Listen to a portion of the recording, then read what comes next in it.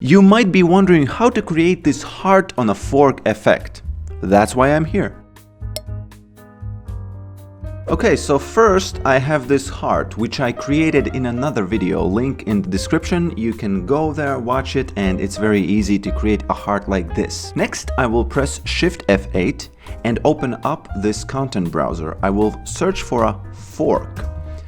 Many forks come up, in fact 3. I will choose this one. I will double click this and this fork will appear on my scene. Next, I will go in this fork and increase the size because it appears that it's too small. So now I will drag this fork back and I will rotate it so that it faces, the fork faces down. And now I will just drag this up a bit and change this rotation to something like this. So now I will select my heart, I will search for this collision deformer, hold down Shift and press Enter so that it becomes a child of this heart. And now I will go to this colliders tab and I will drag in this fork and change this solver type to outside. So now I will open up this Redshift render view. I will drag this here so it's easier to see and change my output settings to something that is a square.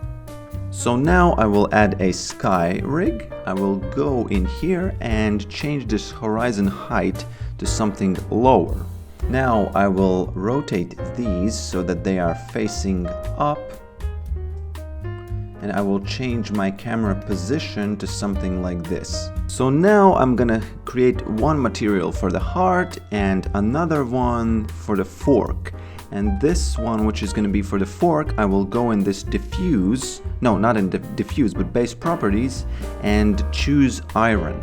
And for the heart, I'm gonna turn all this weight down and choose this refraction, set it to red, and increase the weight to 1 and change this to thin walled. So now I'm gonna go in the sky object, I'm gonna rotate it around so that it's coming from the right side, and I'm gonna change this turbidity value to something bigger. And finally, I'm just gonna go in this heart material, I'm gonna search for bump map, and I'm also gonna search for Maxon noise. I'm gonna connect this to texture input and this one to overall bump map.